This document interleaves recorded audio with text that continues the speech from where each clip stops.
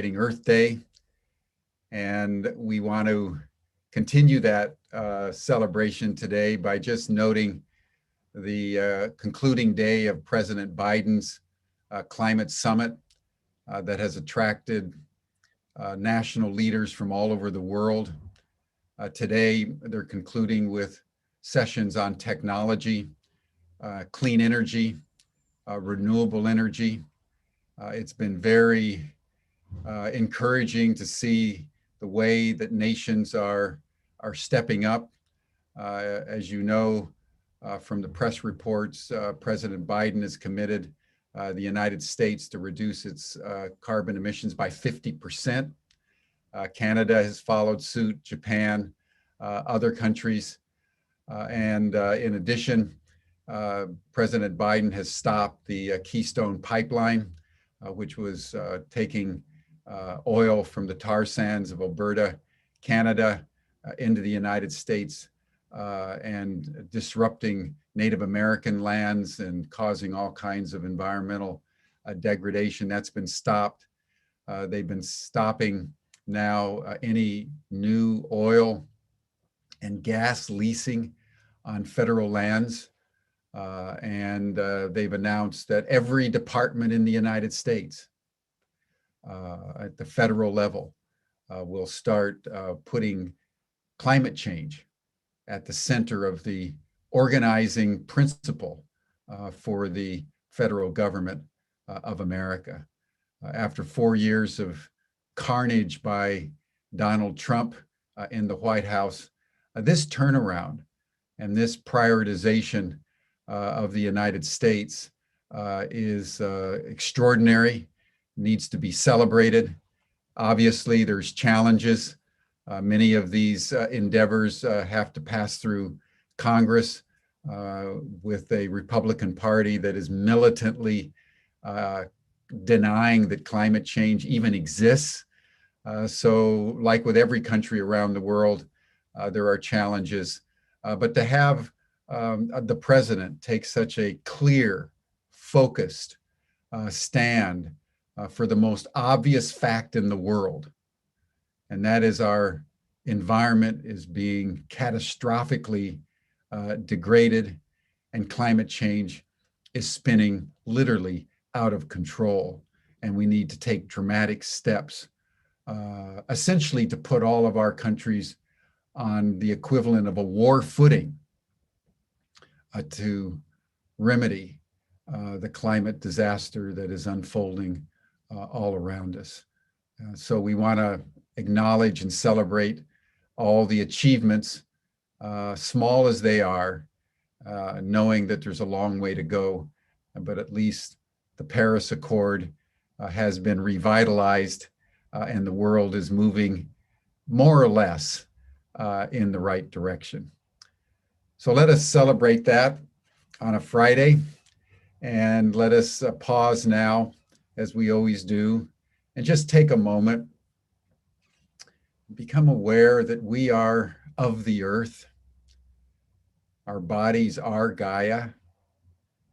Let us center ourselves in our bodies, take a few deep breaths, knowing that our breaths are attuned with the trees. Every time you breathe in, every time we breathe in, we're breathing in the trees. That's the oxygen. Every time we breathe out, the trees breathe in the carbon dioxide. And let us place our attention on our hearts in a spirit of thanksgiving and deep gratitude that we're alive at this extraordinary moment in the human journey.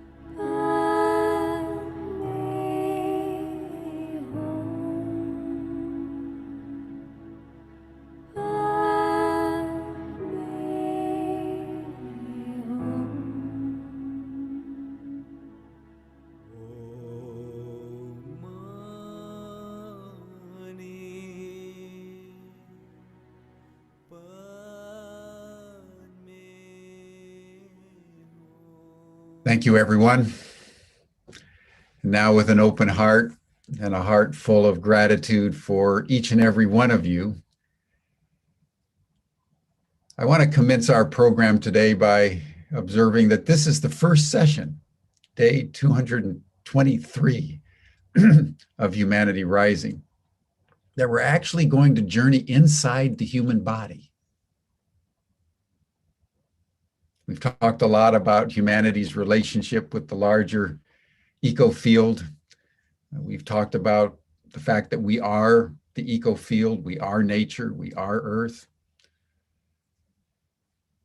Today, we want to look at the energy centers, the interior ecology of the human being by bringing together three people that have been studying the energy centers known in the East as the chakras for many, many years, and have been using this information, this awareness of how humans are constructed quite literally in management consulting, decision making.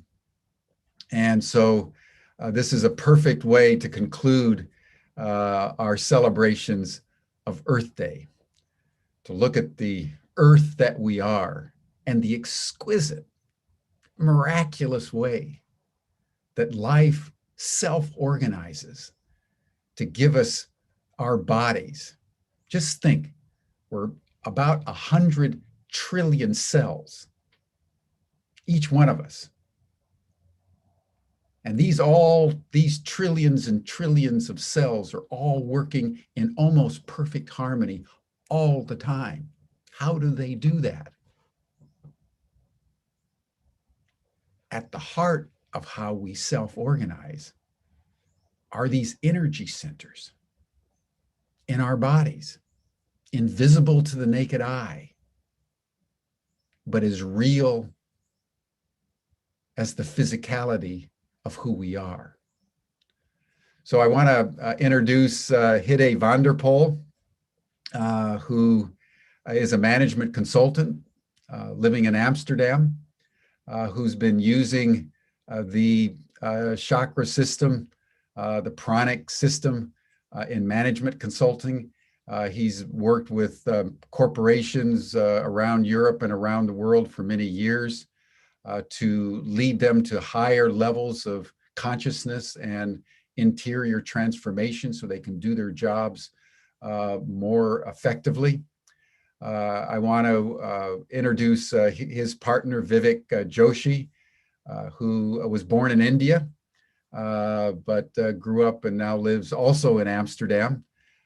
He is a management consultant, started his career in the IT domain, and then gravitated toward pranic healing and clairvoyance when he had several interior experiences that brought this dimension of life alive to him.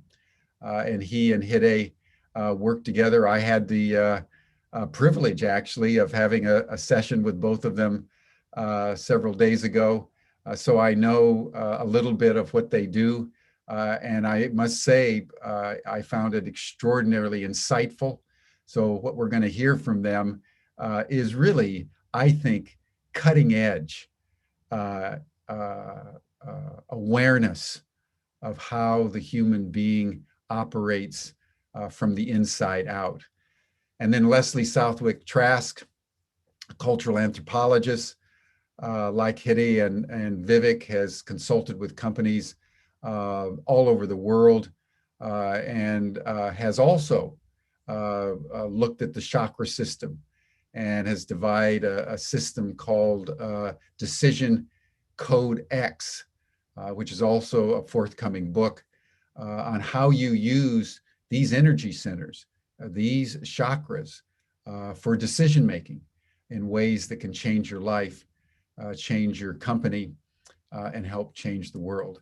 So I want to welcome all three of you to the program today, and Hidde is going to start our discussion.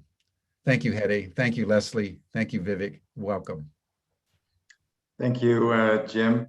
It's been an honor to be here, and I'm just gonna make sure that I'm gonna share a couple of slides. Just there you go. Got it all set. Thanks, Jim. It's been an amazing week since I had the honor to be on a panel earlier this week, and in hindsight viewed the other panels of the other days of this week, and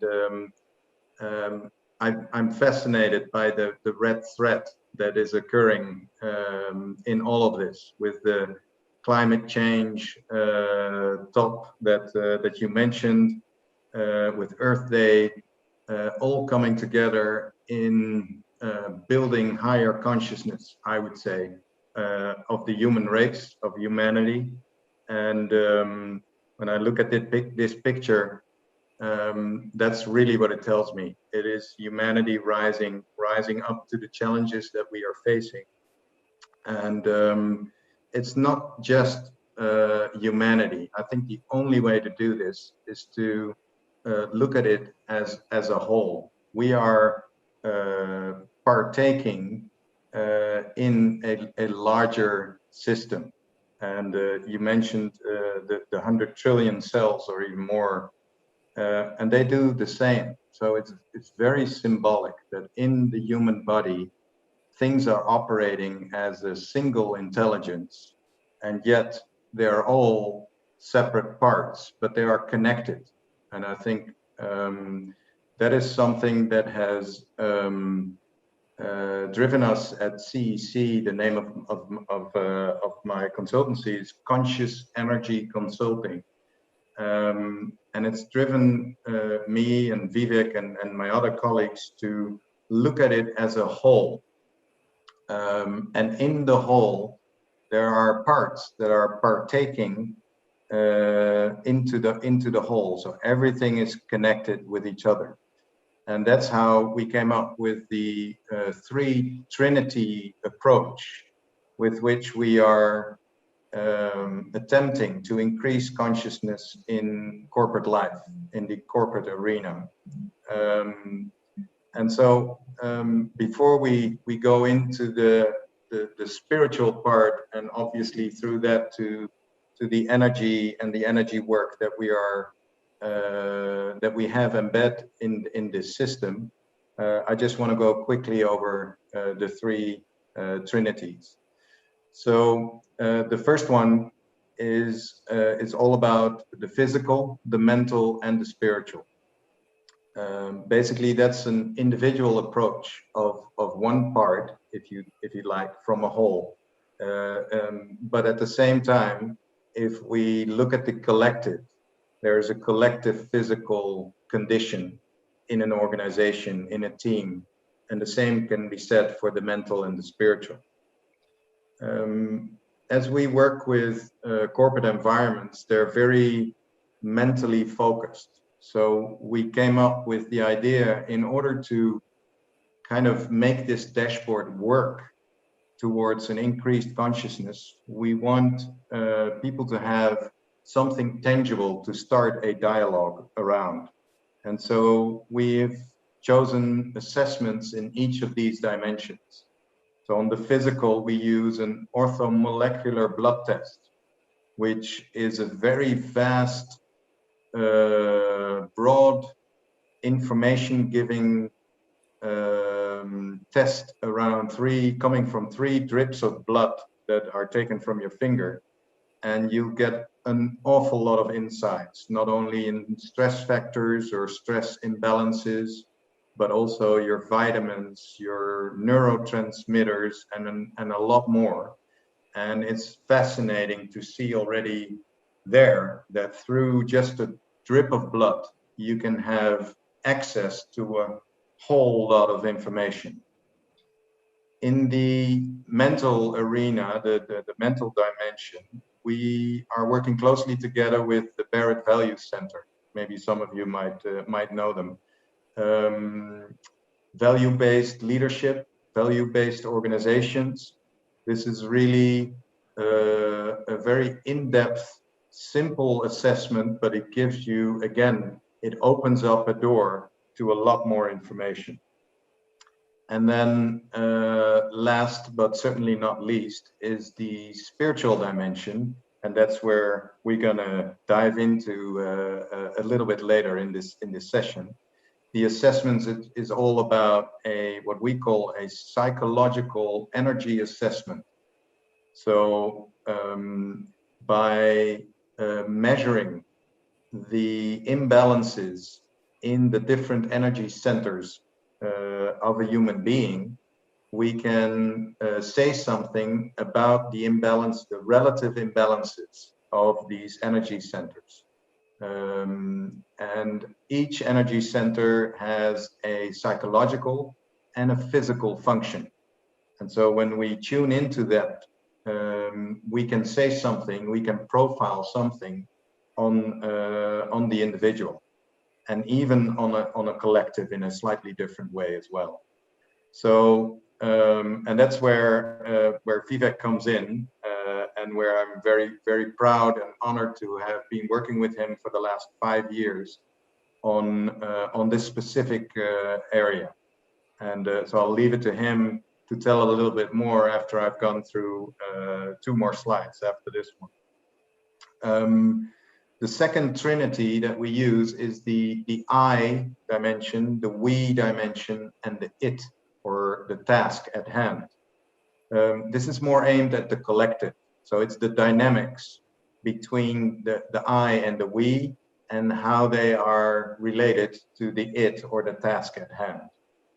And then the third one, it's actually coming from Peter Drucker, and I'll show you later on in another slide. But it's 3 dimensions: human dynamics, which include everything like behaviors, patterns, limiting beliefs, triggers, but also skills. Everything that has to do with the human dynamics is in there. And then we have symbolism. Symbolism is a very powerful element that is mostly underestimated in the corporate arena.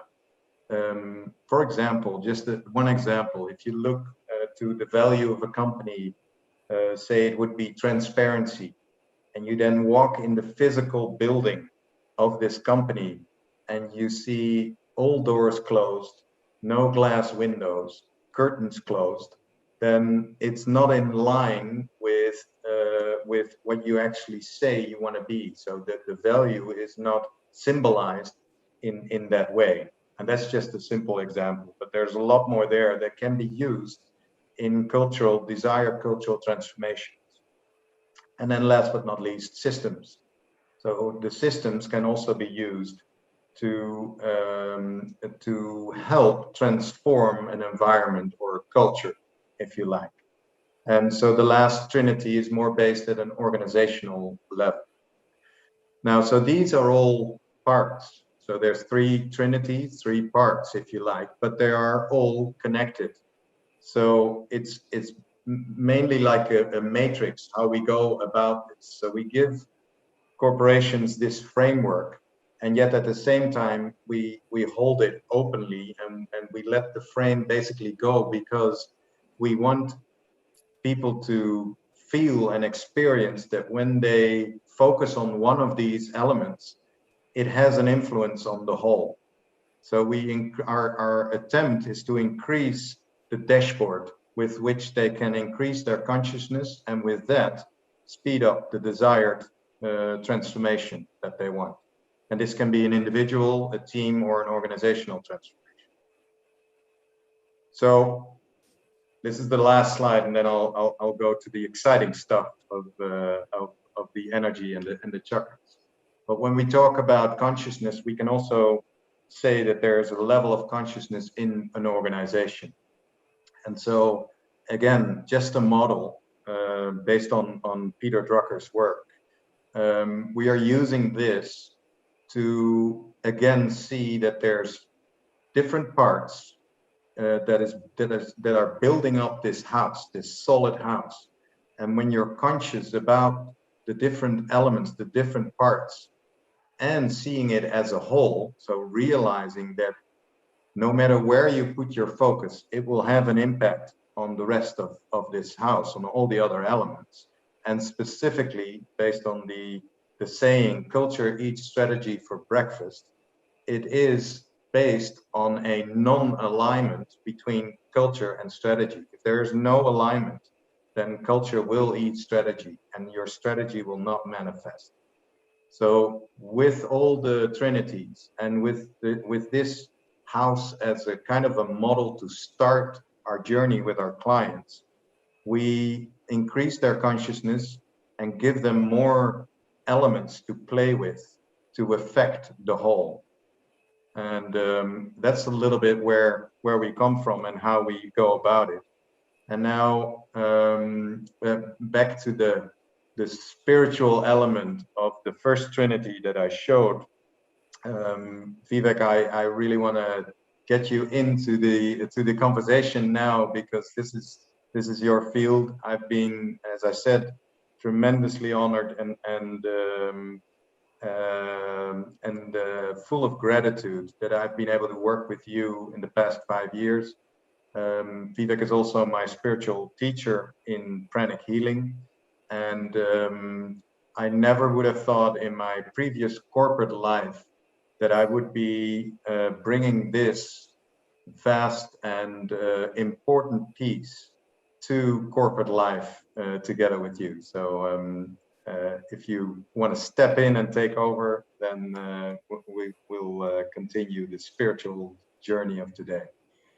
Thanks, Hidde. It's also a great pleasure and honor to be working with you. I think, you know, in the past years, we've been really doing some amazing stuff and bringing it out into the world. And yeah, I don't think that would have been possible without your help as well. So I'm also grateful for that. Yeah, so as Hidde said, within Conscious Energy Consulting, I'm the specialist in the energy work, specifically pranic healing. That's the modality we use. This was founded by Grandmaster Chakras, who was also a chemical engineer. So he had this analytical approach, structured approach to the world of energy. You can call it prana, chi, ki, ruach, mana. Every culture has a different name, a different language has a different name for the same thing, just like we have different words for water and snow and air. But it all boils down to the same natural phenomena. And it's something that grabbed my interest some years ago when I was still very much entangled in projects, IT projects, and deadlines and time differences. And I was looking for something to stay a human being instead of becoming a human doing. And from this personal need, through massage therapy, I came in contact with Reiki, which is well known to people these days.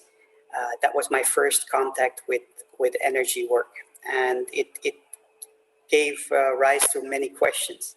So I experienced the existence of energy. I experienced the effect on myself, on others, and from that rose many questions. Yeah, but how does it work, and why does it work? I mean, nature is very logical, and we don't always understand the logic behind the laws of nature, but they all progress in a certain way. So that was my main curiosity, and from there I studied many healing modalities, trying to look for answers to these questions. How does it work, and why does it work? And I got most of the answers in a method called pranic healing. Actually, all my answers. we may be experiencing a small glitch here in the transmission, but I think my audio is still coming through. So I'll just continue to talk anyway. Yeah, you're okay. You're all right. Yeah, okay. That's great. So from this journey into finding out and exploring the world of energy, I found my answers in pranic healing, like I said, founded by Master Chakras, whom I also met in 2002 when I started to teach pranic healing.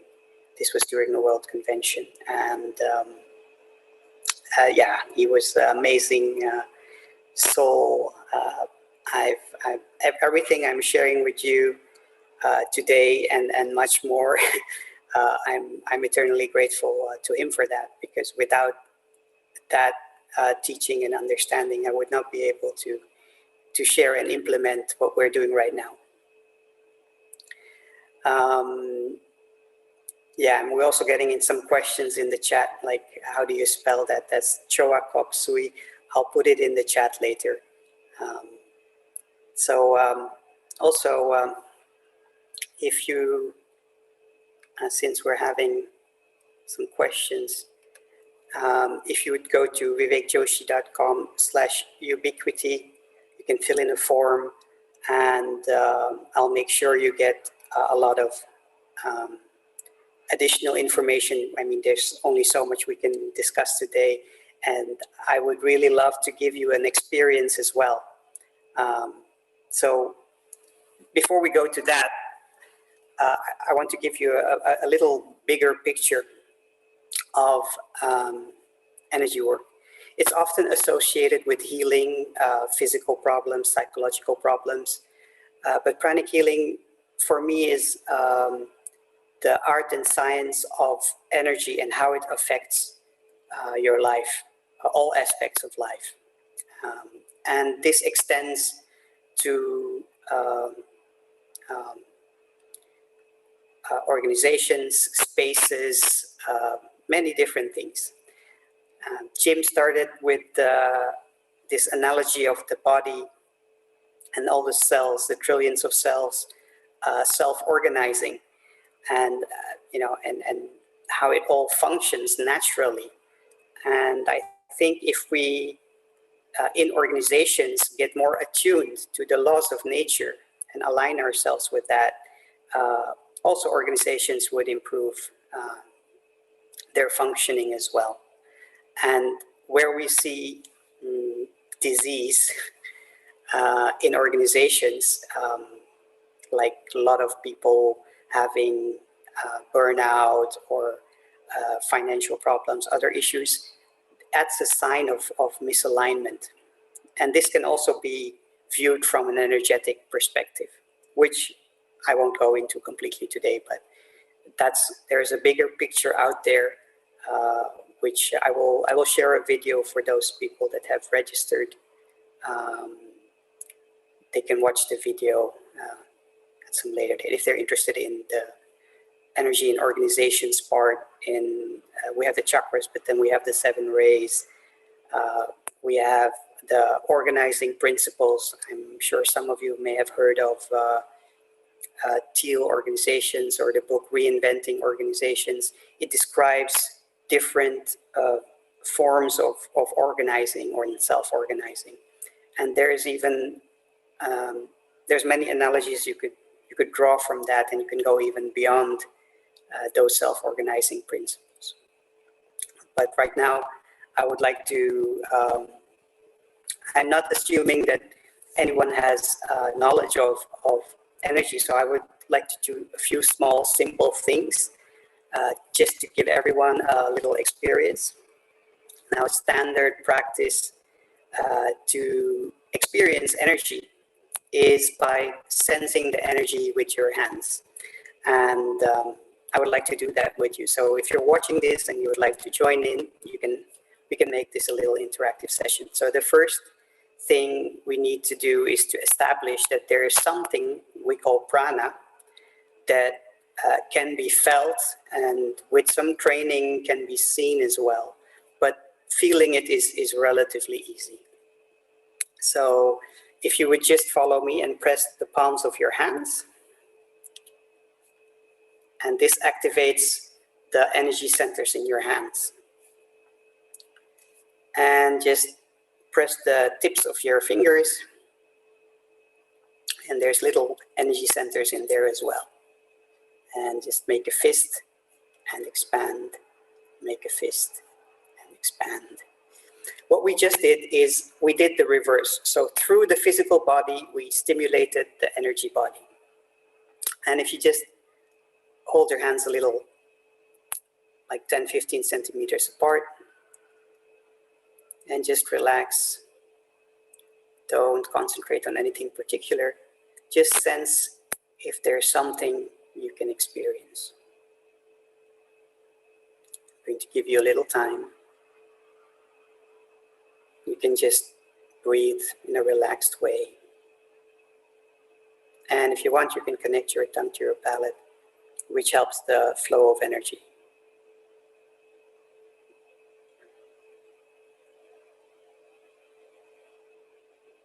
Now, you may also move your hands together and apart a little and just see if there's any difference that you notice. Okay, if you want, you can continue doing that. If you're already sensing something, you can write it in the chat what you're sensing. And if you're not sensing anything yet, just continue trying to feel what's going on. Yeah, I'm seeing a lot of responses coming in. This is a practice you could do anytime. There's vibrations, tingling sensations, energy ball. I'm just reading what I'm seeing in the chat. So many of you are having sensations, a field, and this, what you're at, the heart is responding, heat. So what you're feeling is the presence of something we call prana, chi, ki. It's life force. And as we're sensing our own energy, you can also sense the energy of others. And not only can you sense it, you can also use it to make changes and to balance out things. I was just doing this, this brief practice to give you an idea of if you can sense it, then other people can sense it also. And if you have no training, most people, even without training, can already feel this within their hands. So now we can establish that there's something that you can sense. We call it prana. And if you would hold a thermometer there, the temperature would not change. If you would have a pressure meter, it would still be the same amount of bar air pressure there. So what you're sensing, it's how your physical brain translates the experience of prana. And that is, it's a translation. So it doesn't matter what you're sensing exactly, but you're sensing something. Let me see. Am I still okay, technology-wise? Yeah, okay, good. Yeah, you're good. Thanks. Yes, that happens sometimes. Everyone, due to COVID, is working at home, so there's sometimes congestion on the internet. So that's the sense of energy. Now, imagine that we have these energy centers, which are part of our energy body, also known as the aura and chakras. You don't really need to know anything much about them right now, but just imagine them being like the template of your physical body on one end, and also connected to your thoughts and emotions as well, and even beyond that, but it's a little bit out of scope for today. So there's energy centers located in different places, correlating with different places with your physical body. And they give you information on the physical body, but also on the psychology, on the psychological function of that energy center. Now, many people know that there is, for instance, 7 energy centers or chakras. Now, this is, of course, it's one level of truth. It's true, there are 7, but there's also more than 7. Like we just, in the practice before, hey, there's energy centers in our hands as well, and in our fingertips. So there's different smaller centers. There's many energy centers. In pranic healing, we use 11 inside the body. There's also 1 outside the body that we talk about. And each of them have a specific physical and psychological function. Now, from those energy centers, the distribution of energy, the different sizes of those centers, we draw information. And that is basically what the energy assessment, psychological energy assessment is. It is based on the energy centers of the person. Then I developed an algorithm, because nature is very logical, like I said, as long as you understand the rules. I developed an algorithm that translates that data of the different energy centers, the sizes, and converts them into graphs, and even does a basic interpretation of what that means, and which is like, it produces a piece of text. And I developed this mainly because I wanted to prove that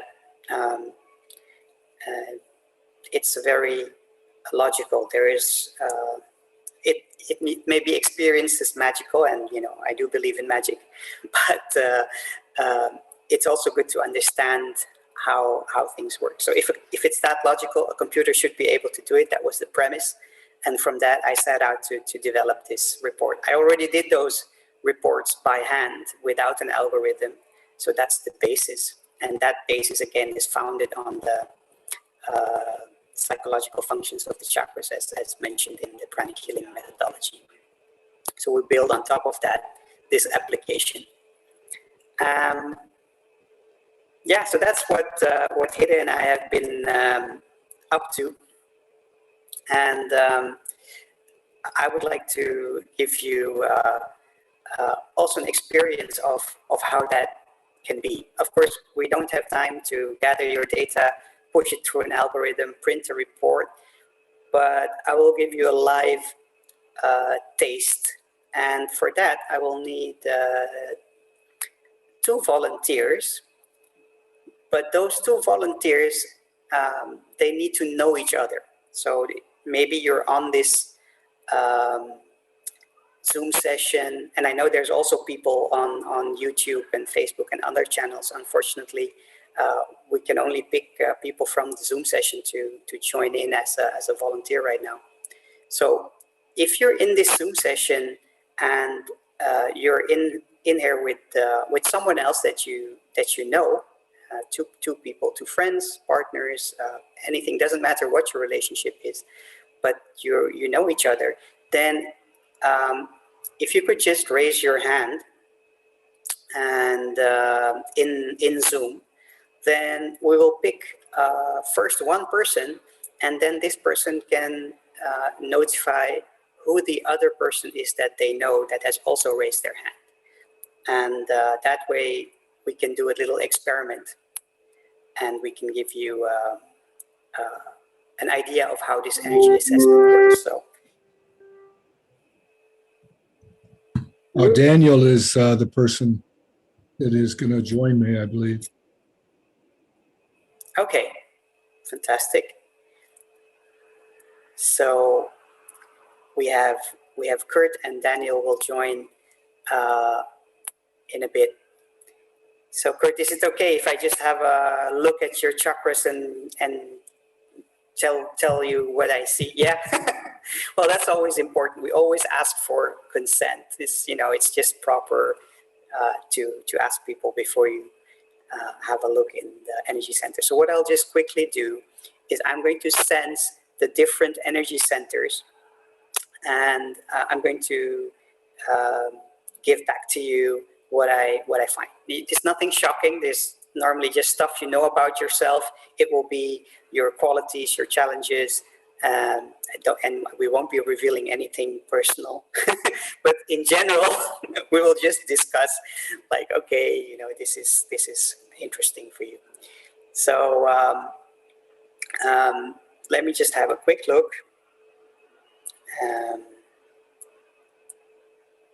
Yeah, that's all in all is a relatively balanced picture.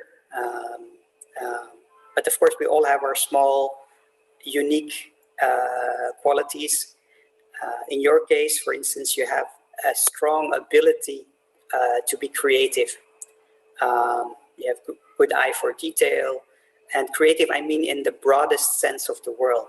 So it could be also like finding creative solutions. And one of your strengths is to see all the details. And the challenge with that is it may also lead to a bit of perfectionism, because you would see the things that other people might miss. And so it's a definite strength, but it also carries, of course, a trade-off in that sense. You're also dynamic, active. It's not like you only limit yourself to ideas, but you also put them into practice. What is a little more challenging is making the choices and deciding a direction. So from these three things, deciding or setting the goal, then converting that into a plan, and then taking actions. The turning it into the plan and the alternatives is maybe number one. The action is like on number two, and then the first part is the most difficult part. That's number three. But there isn't a big difference, but it's probably noticeable for you. So you probably if there's something that needs to be done, the hardest part is making a choice or limiting the direction. Someone once told me, making a choice means killing all other options. Now that can be a bit hard. Then another thing is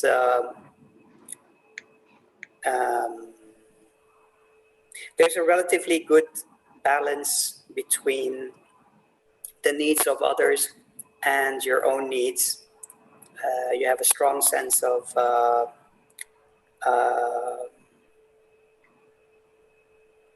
fairness. I think fairness is the right word. And I think it's an important thing for you to make things fair for everyone. Yeah. So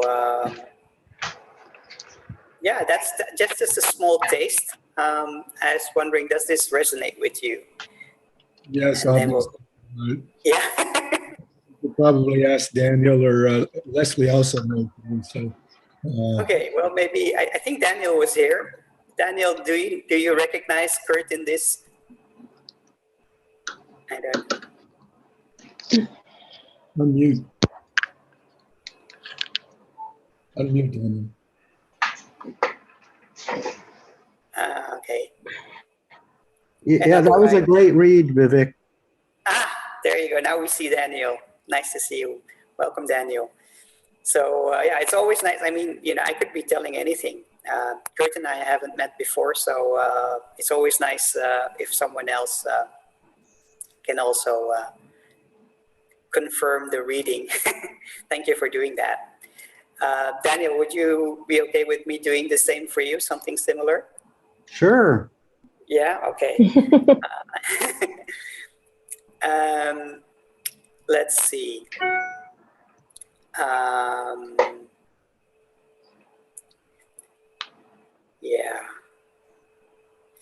Yeah. Okay. So, what's interesting points for you would be you're a very nice guy. You're very kind, generous, giving, loving, caring. Um, but it's also important for you to be the same for yourself. So there's this slight tendency to be more taking care of the needs of other people than your own. And so, yeah, I think people will, when they talk about Daniel, they'll say, oh, this is a very nice guy. He's always there for you when you need him, helpful. But there's a trade-off, and that's, yeah, to make sure that you also take care of your own needs. You're able to work very hard. You have a strong basic in that sense. So there's a risk in that. It's like, if you're a very giving person and you also have the ability to work very hard, there's a risk that you may step over your own boundaries from time to time and exhaust yourself. You also have a good intuition in the higher chakras. It may not be like in a visual sense, or it would be more of a knowing. You would like look at a problem and you would know the solution, and then you'd have to figure out, okay, how am I going to explain this to other people? Let me think of why this could be the case. So yeah, that kind of intuition, we call it knowing by direct perception, or formless intuition is strong in you.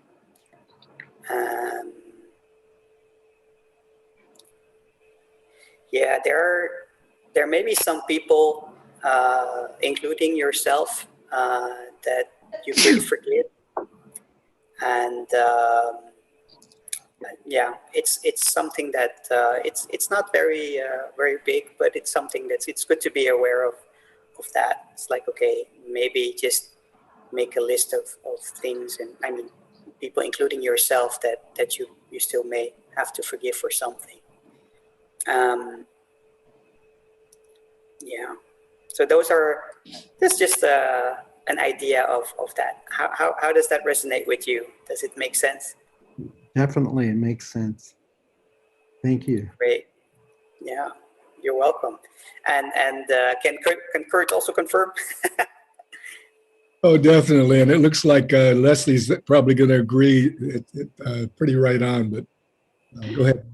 Well, this is a man that's a medical intuitive. So, I mean, when you said that it's a sense of knowing, I mean, you hit his gift right on the head. There you go. Well, now, fantastic.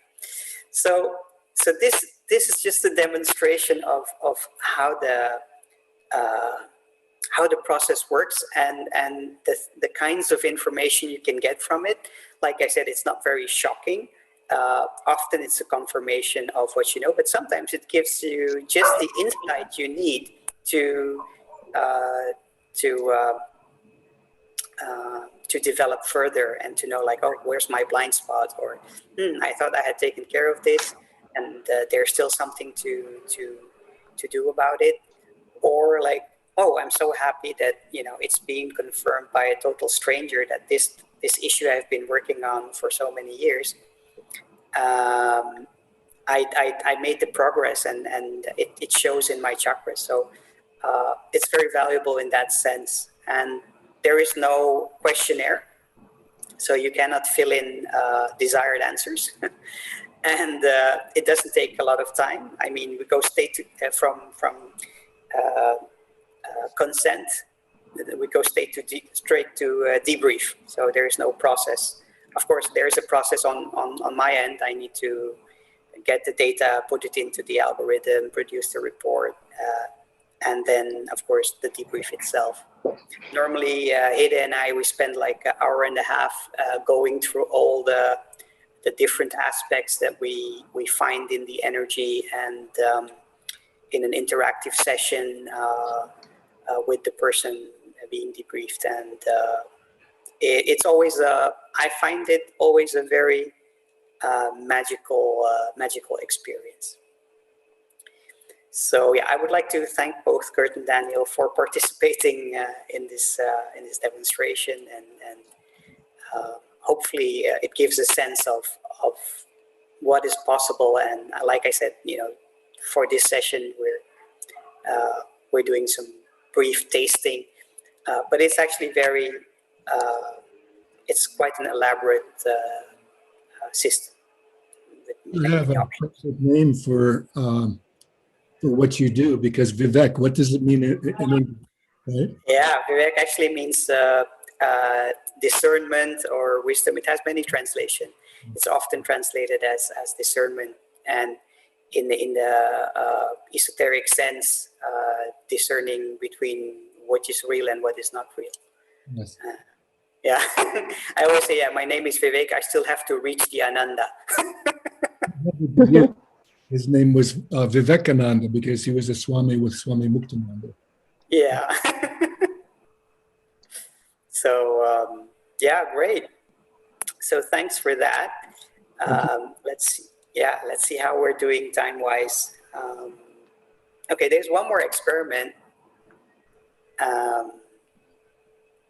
I would love to share with you, and this is it's a rare experiment. I mean, the ball of energy is something that is done a lot, but there's also an experiment we can do, and this may or may not work for everyone. So just try it. Don't expect anything.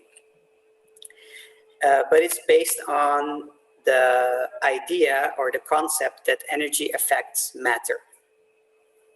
And so what we're going to do is we're going to try to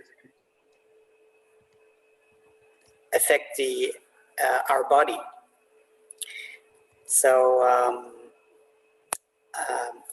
it goes like this. When we're not going to have our hands touch each other when we do the next step. But for the first step, just bring your hands together and connect the base of the palm so that they're aligned. And if you look at the tips of your fingers, most probably they're at the same level. You may have some difference in your left and right hand, but most probably it will be at the same level. So, and we're going to repeat this after the experiment, but it's good to just check for yourself right now. It's like, okay, are my fingers more or less aligned when I align the base of my palm? Once you've done that, we're going to take one hand, which we're not going to touch, but with our other hand, we're going to make a outward sweeping motion.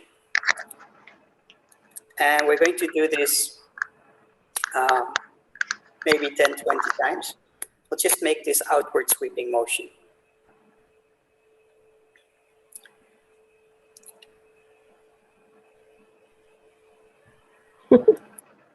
And like I said, it's an experiment. And when I normally do this in a room full of people, I would have maybe 20, 30% of people that would notice the effect. Now, I think we did that roughly 20 times. Now we do the same thing. You bring the palms of the base of your palm together and the rest. And some of you, I hope many of you will notice that now there is a difference between the length of your fingers of the hand that was not moving. It came stretched out a bit. So yeah, I'm seeing a lot of wows and confirmations in the chat. So this is, a proof that energy can affect matter. Now, if it can affect matter, of course, there is already the subtle changes we can make in the energy body. So just by simple hand movements, I didn't even ask you to form an intention or do anything. we just simply did this practice. Now, of course, I cannot have you with mixed hand sizes. So we're going to do the reverse movement and roughly the same amount of times just to get the energy normalized. I see also other funky effects. Some other hand got energized. And now if you put your hands back together, they should be the same size again. Otherwise, you just have to do a little extra. So that's that was amazing. yeah. So we're gonna do another experiment. Oh, great. Yeah. So great. Well, that's nice cue into going to Lesley. Lesley has something amazing to share with you guys. I'm really looking forward to this part. So over to you, Lesley.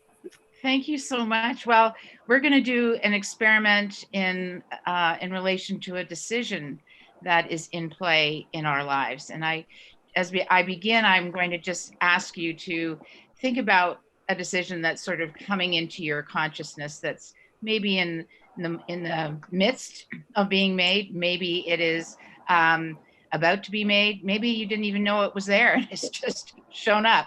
But what I'm going to do is take you through a process that uses these amazing information centers to help guide us in our decision making.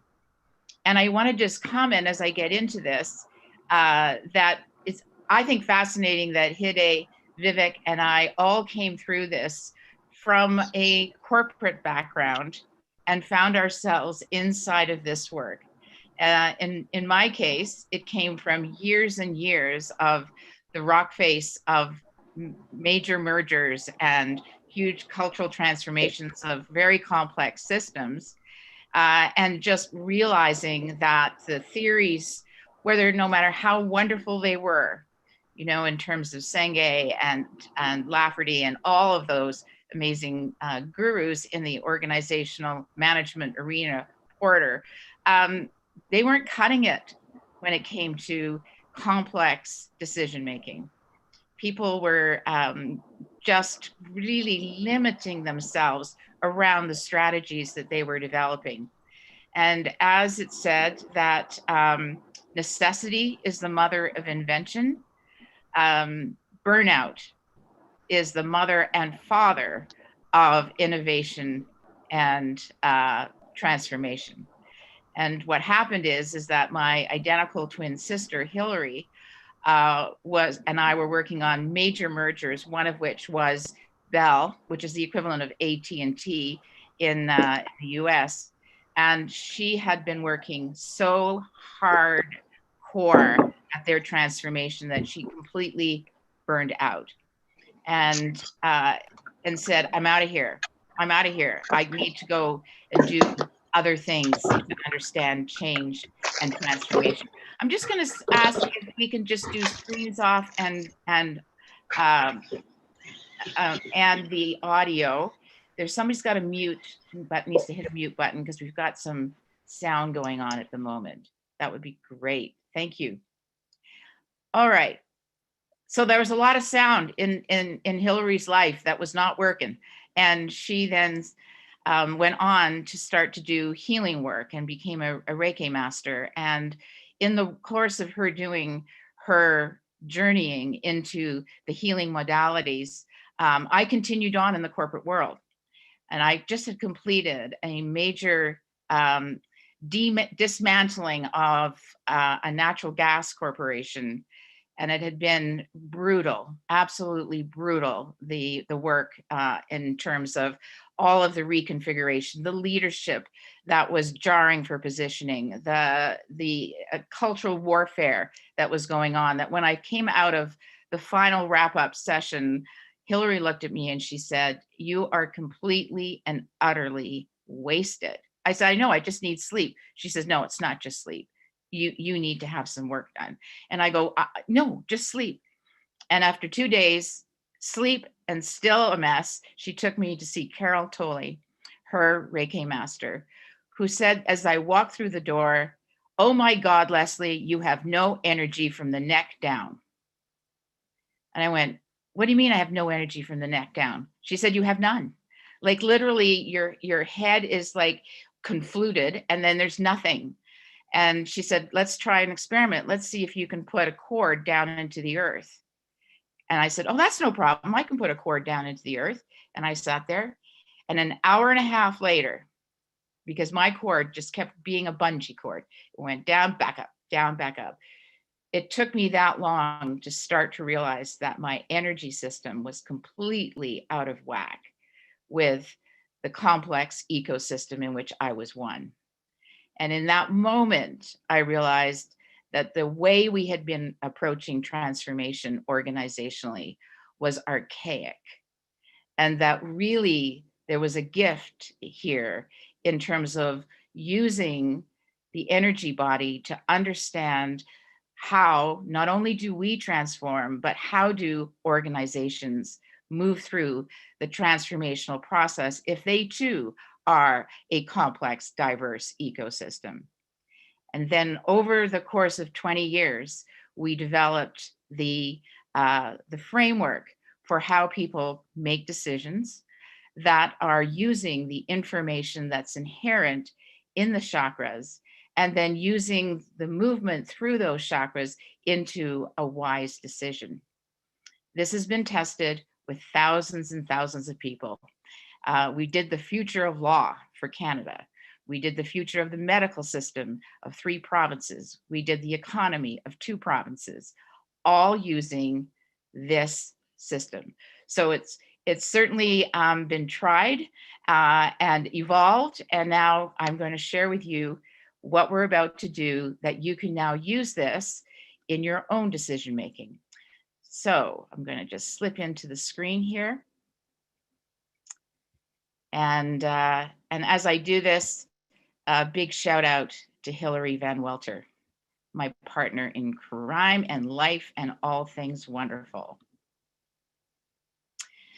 So where we begin in this is that every decision is designed to create a new reality. If you're making decisions just for the sake of making decisions, and it's just keeping the same context and the same reality, then it really isn't a decision. You're just basically floating. And so we believe that even if the decision is not to make a decision, then that is a new reality, because that moment is now new and you're still making the same thing. So in a way, you're always making new realities. But our statement is, if you're going to make a decision, then create a new reality. And I want to just map out, we use the Fibonacci sequence because we believe that not only is it about the centers in the body, but it's the flow by which you go through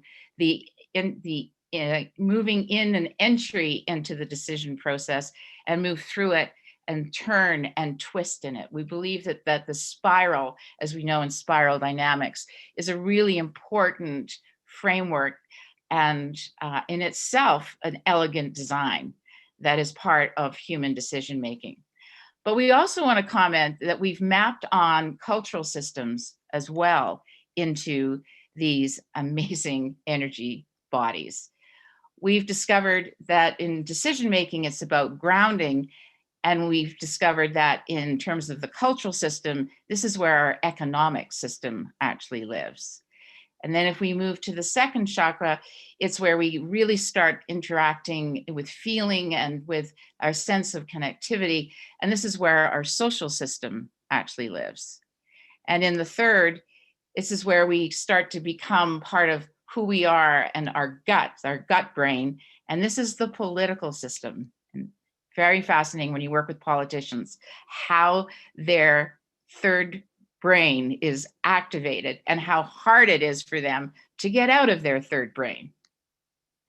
When we go into the fourth, it's in the integral belief system. And this is where our ideologies, the ideological framework, the belief system that we're using to interpret the world. And then, of course, by the time we hit the fifth, we're in our communication zone. And this is where language exists.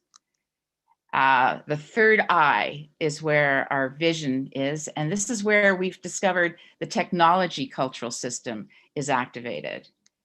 And then activation itself is the arts. And if you've ever really, if you are a wonderful artist or you're a musician and you say, you know what, I just don't know, it just comes to me, it enters through my crown and it just comes to me. This is the place of the arts. So I just want to give you a brief sense of this because these energy bodies get developed at different times in our lives.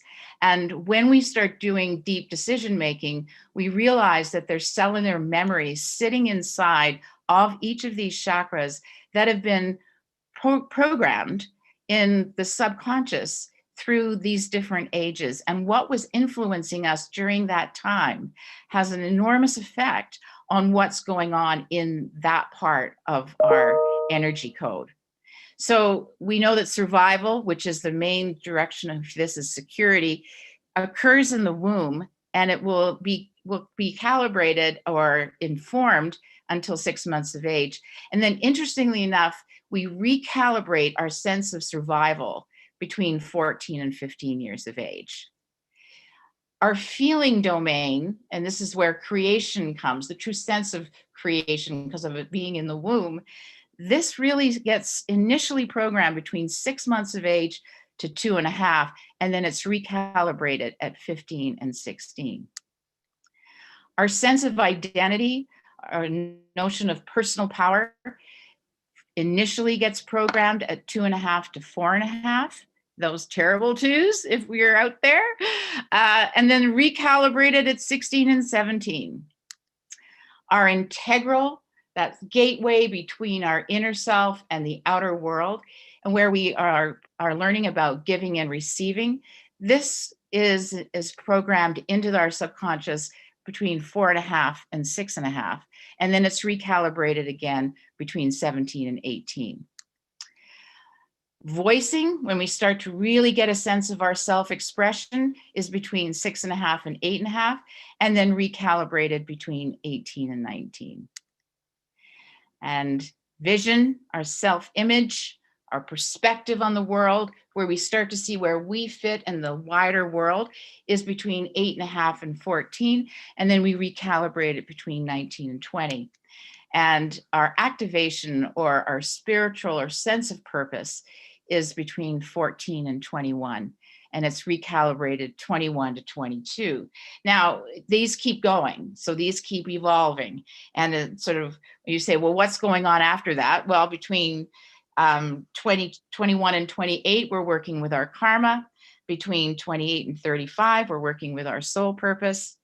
Between 35 and 42, it's our purposeful survival. 42 to 49, our creative success. 49 to 56, our powerful mastery. And then we start to really integrate them all. It's quite amazing when you start to see the mapping. All right. The reason that I'm speaking to these is because when we start to do decision making, we start to realize that there is unconscious memory, subconscious programming that are sitting inside these energy codes that are influencing our decision making without us even knowing it. And unless we start to identify them and start to work with them, we will be in habitual form of making decision after decision, no matter how bold we think we're being, that are affected by what was going on in these stages of our development and how they may be still programming us to do the same things, even in a more sophisticated way. All right, so let's do this quick experiment. I want you just to think about a decision that's calling for attention. Just very gently put it in your conscious mind. And now I'm going to need for us to trust in what we already know and yet wants to be put into our awareness. And how we do this is we have to relax. just really relax. I want you to sit back in your chair. I want you to close your eyes. I want you to take 3 very deep breaths.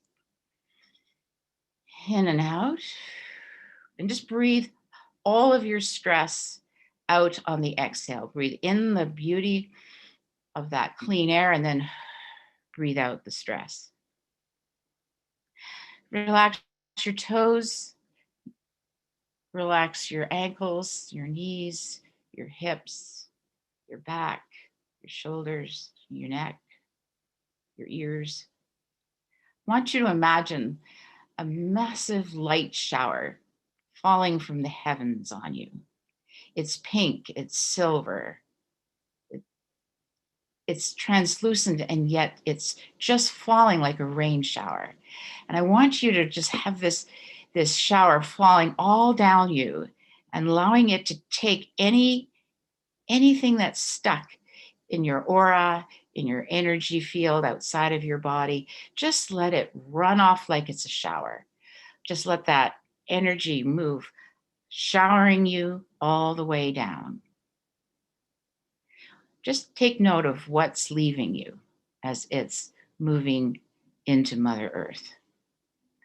And now you're going to experience a golden ray, a very powerful golden ray of light. And it's entering through your crown chakra. It's moving through your entire brain, your neural cortex. It's moving all the way down your neck, out through your shoulders, down through your arms, down to your fingertips. Bring it down further into your chest. Move it through your hips.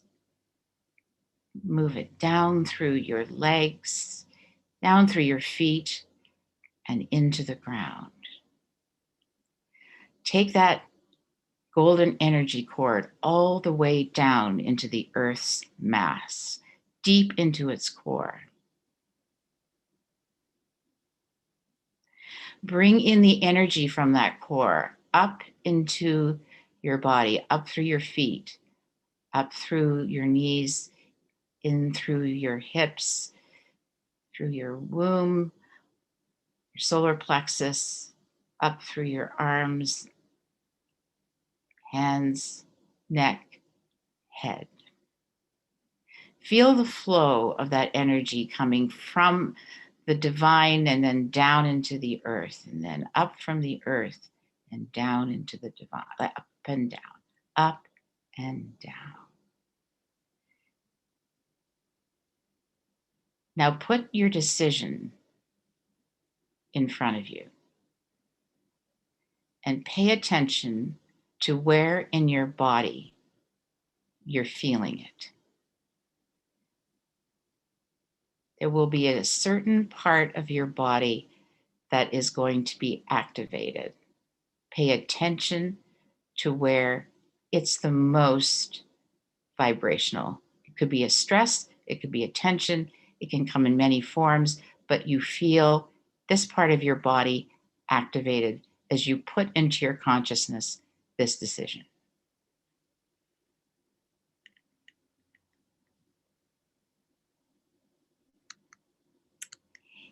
If you found that your decision activated your lower torso, your of your legs and your knees and your feet, and in this case, the male reproduction system can be both in the first and the second. So you'll know whether it's lower or higher as we go through this. Think of that as 1. All right, so 1. That's if you got activated in that area. If it was coming in through the lower abdomen, and in the case of women, their genitalia and their womb, if you felt in that area, you are activating 2. If you were activated in the solar plexus between the sternum and the navel, you're at 3. If you felt it in your chest, like your lungs felt it, your heart felt it, where you feel that kind of pressure, or in through your shoulders, your arms, or your hands, you activated 4. If you felt something in your throat, something in your jaw, in your ears and your neck, then you activated 5. If you activated your brain in the sense of that third eye area, the neurological element of your head, if you felt it in your head, then you activated 6. And if you felt it at the top of your head, or you felt something vibrating through your nervous system, then you activated 7. Okay. So here's what it means in terms of decision making. If you activated 1, this is where we begin the decision making process. So you are actually questioning, what is the real purpose of the decision? If you've activated that part of your body, it often is an indicator that you're chasing the wrong decision. That is, this actually isn't the decision that you need to be making, that there's something else, there's another situation calling for attention, and you're using potentially a false decision, a decision that even if you make it is not going to create the reality that you're seeking for in the situation. So you're triggering, do I really understand the purpose of this decision?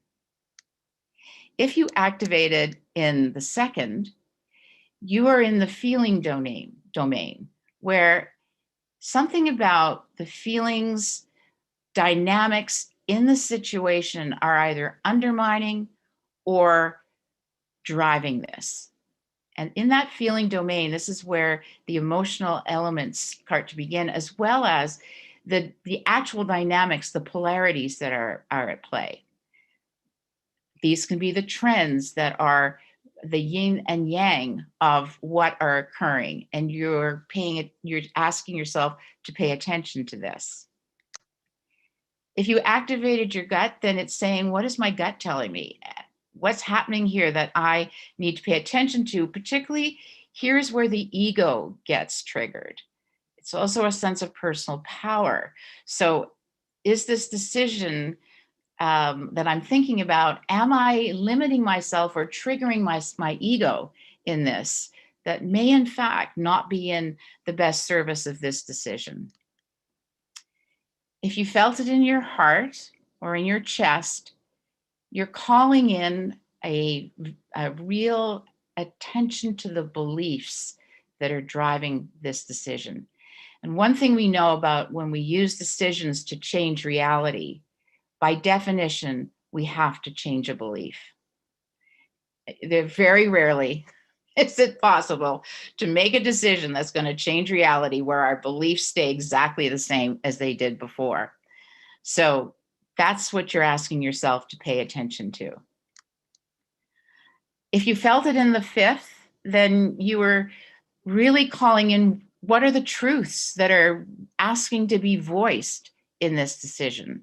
There's something here that is wanting to come out that hasn't come out yet, but it's a truth. It's not just anything that's asking to be voiced. If you felt it in the third eye, in that part of the brain, then it's calling in you to look at the perspective or the pattern that's either driving or undermining this decision. And what we mean by that is that the worldview that we take using that decision or in that decision dramatically affects the options that we can see. And so that part of our chakra decision making is actually calling you in to looking at the pattern or perspective that you're holding on the situation and the new reality that you're asking to bring in. And if you have felt it in the crown, it means that there is something wanting to come in, something that you want to activate from a much higher conscious awareness. What is it that's calling in to be activated? I'm going to plug in because I'm about to lose power. So in this respect, what we've just done is walk through only the 7 areas, which are what we do, which is we ground the decision, we deepen the feeling field, we determine the tipping point for the decision, we shift our beliefs, we express intention, we vision the new reality, and then we activate the new reality. And this actually is a system of 24 isolated triggers that get used in a multiple number of different ways that can be allowing you to do just what we did now, which is a one-hit wonder. You can do 3 lenses into the decision, or you can use the 24 entry points that use all of the elements of the body, and we use specific meditations for each one of these. We go into depth around what is it that's calling into this memory bank that you want to explore, and how is it informing us creating a new reality to each decision that we make. Okay, I just want to find out now. My panel of wonderful folks. Hidde, where did you get your hit on your decision? Mine was in the navel area. Okay, and what do you think that told you? Well, I guess it's the place where the gut feeling is located. So I guess it's around that. And when we do it in a decision, it means often that we are limiting the options that we're seeking. So we've almost jumped into, I think this is the option where we can go. And it's often asking ourselves to stop for a second. And that's why it's the tipping point of a decision, because we are in our subconscious minds usually patterning frequent options. We roll out the same options, even if it's a really crazy, wonderful model, we still think that's the option that we need to use. And so when we get a hit in the gut, it often is saying something about, am I looking at all my options? Are there other options that I need to consider than the one that I'm pursuing at the moment? Cool. It makes sense, Lesley. Kurt, what happened for you? Kurt, we can't hear you. Sorry, Hidde and I are like twins, it seems. And you know that I have an identical twin too, but I don't know if Hidde has one, but it seems to be both of us. And it's key that I see how you, Lesley, and I work so well together, because you get me more out of my, let's say, simple gut response into being able to have more of my cosmic sense and expand my being, so to speak. So I so appreciate this work. I've got so much to learn, and it's just hanging out with you guys anytime. Super. So Daniel, where did you get your hit? I got my hit in all my chakras, and it just so everything, it was, I guess some people would call it a activation of Kundalini. Yes. And so when that happens with me, often I don't personalize it, and I say, wow, the people that I'm coherent with I'm feeding off of that, my empathic nature. So, I don't judge it, but it's always an inquiry about it. But yeah, so I got, and I still am in Kundalini activation. Interesting. So it actually means that you're really vibrating into a new reality. I mean, that's when we're on all 7, we're just really, we're actually asking. And then the other thing is to discern if, what really is coming in through these, because we can become so activated that we lose sight of what is coming into us, not just what is coming out of us. Yeah. And Vivek, what about for you? Sorry, I had to unmute myself. Yeah, I'm here. Yeah, I had this sensation, I think, near my navel, more guttish kind of level. Yeah. So I think that was, it was very similar to Hidde and also Kurt, I believe, if I'm not mistaken. So. Yeah. And how does that inform your decision? Well, I think it's maybe also connected to perhaps the need to let go of things in order to move forward. Something like that is what comes to mind. Yeah. Yeah. Yeah. Yeah, well, that when we that is that part, because that is also our political cultural system, it's actually really hardwired. And so as much as it's intuitive and informing, it also has some very deep programming that has come into it, as you know well. And for that to really be fluid, it requires us to go in and start looking a little bit around our own sense of personal power, our own sense of what I'm holding on to that I no longer need, in the defining of who I am. You know, the real letting go occurs in the sixth, where I let go of worldviews that are limiting my perspective. But in the gut, it's letting go of my notion of personal power, my notion of how I've self-imaged and self-perception of me from me. And that's also what it starts to raise.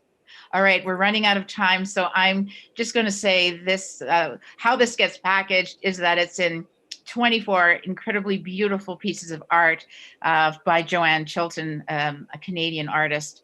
And so we use a 24 card system, much like a divination deck, that is used to help people do spontaneous readings for themselves on their decision, as well as can be used right through the process, and of starting at the beginning and right through the end in terms of activation. So Jim, did you make a decision while you were listening to this? Well, I was so fascinated by the process that you were taking us through. I didn't make a decision because I have so many decisions I need to make in my mind. I couldn't pick one. Okay, we will talk later. Yeah, that's why I need this process. Okay, well, so we've been on this journey starting with how we've moved in understanding these incredible energy bodies and their beautiful history of centuries aged awareness of our knowing, and how we in the 21st century are realizing that these are intelligences that we have hardly been given a manual of operating. You know, we don't have the operating manual. And I think what Hidde and Vivek and I are trying to do is create the 21st century operating model for how we can use and activate and really bring ourselves into this new reality and create it. It's about creating the new reality. That's what we're here to do. Thank you, Lesley. Vivek and Hidde, do you want to just make a final word, final comment? Sure. I loved being on the panel with everyone. Thank you for this opportunity to contribute to, well, my purpose is to alleviate suffering and elevate consciousness. And you've given me the opportunity to express that and contribute in that way. And for those of you that want more information, you can just sign up on the form. And maybe Hidde wants to end with a final note. Yes, thanks, Vivek. Well, the only thing is I'm echoing the words of Lesley as well. I think this energy piece in bringing it into or onto the dashboard to increase our consciousness is vital, and it hasn't been on there for a very, very long time, especially not on the Western Hemisphere. And that's our purpose. Our purpose is to bring it on the dashboard, to state in these words, and give people an opportunity through energy to increase their consciousness and make this planet a great place to live onwards. So thanks, Jim. Thank you for the opportunity as well, and all the other panel members. So thank you very much.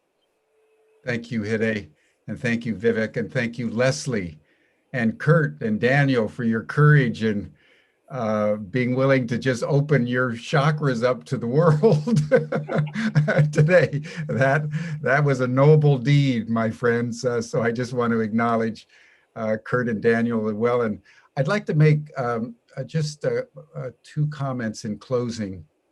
One is, I think it's worth noting what Hidde just said, that this is a development in the West. It's very important for us all to take in that the chakra wisdom and awareness is deeply embedded in the Asian traditions for many, many thousands of years. And gurus and mystics have been using the chakras in ways very similar to Hidde and Vivek and Lesley for a very, very long time. And one of the reasons why the world is in such a mess and careening towards self-destruction is because the West developed power through technology, but it didn't develop wisdom by immersing itself in the deepest awareness of the mystical traditions, particularly coming out of India, China, and Asia. And I think it's important just to recall something that Arnold Toynbee said, the great English historian who wrote the definitive works on the history of civilization, over 23 volumes about the study of history, as he called it, where he studied the 23 extant civilizations. And he was asked in an interview once, what was the greatest event in the 20th century? And he said, the greatest event of the 20th century was the arrival of Buddhism to the West. It wasn't the nuclear issue. It wasn't the rise of the United States. It was the arrival of Buddhism to the West. And he was asked why.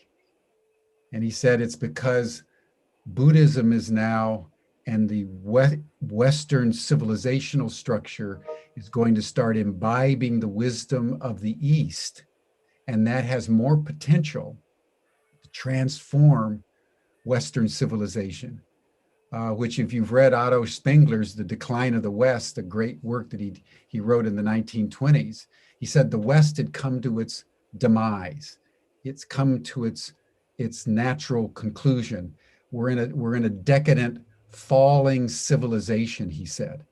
And that's one reason why we've had such almost an orgy of violence. There was more violence transacted by the West in the 20th century than the rest of recorded history combined.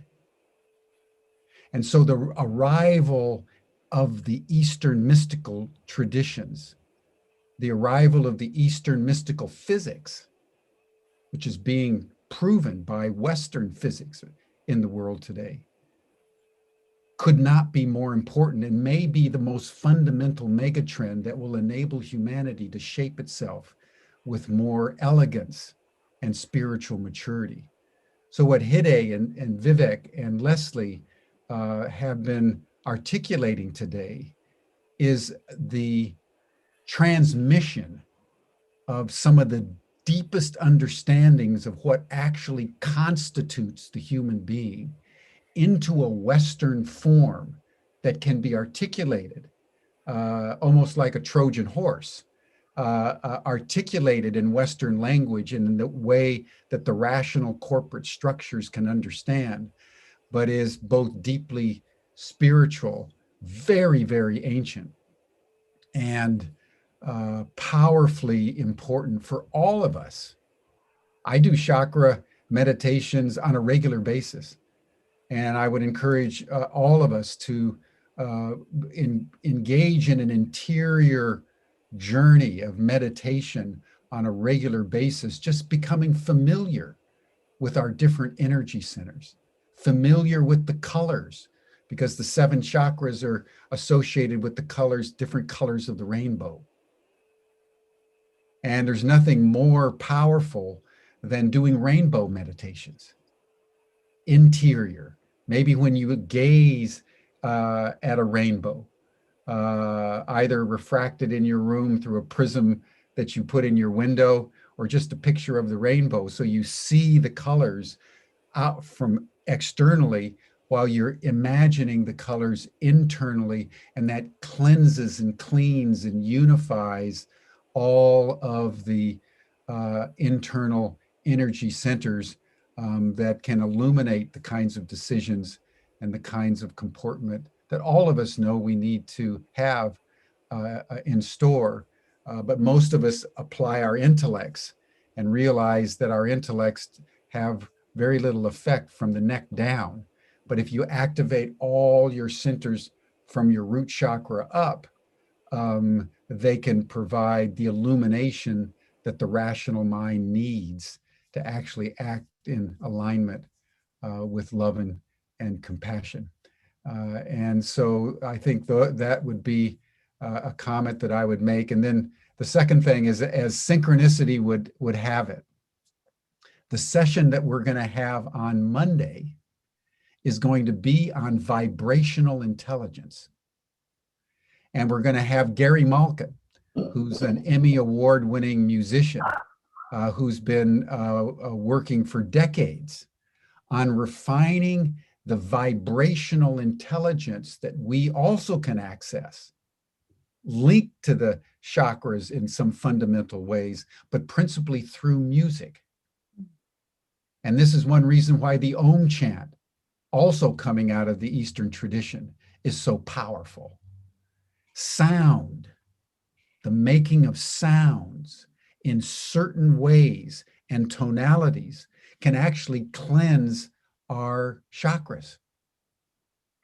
So learning the chants, in fact, we start Humanity Rising almost every day with Om Mani Padme Hum in the background to music, because that not only calms us, helps us center ourselves in our hearts, but it acts as a healing frequency that creates harmony of body, mind, heart, and soul.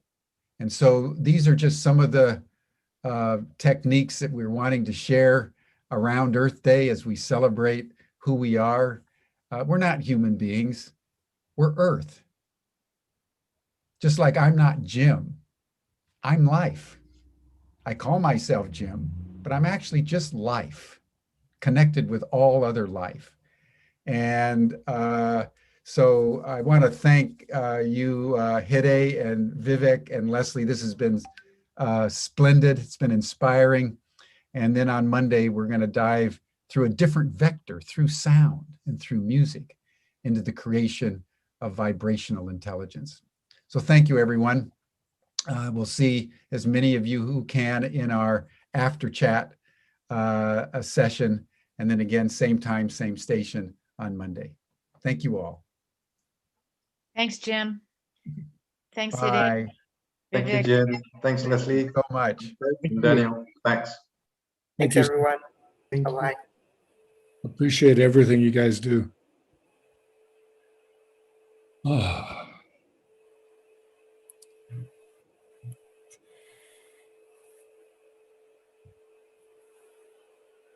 Thank you so much.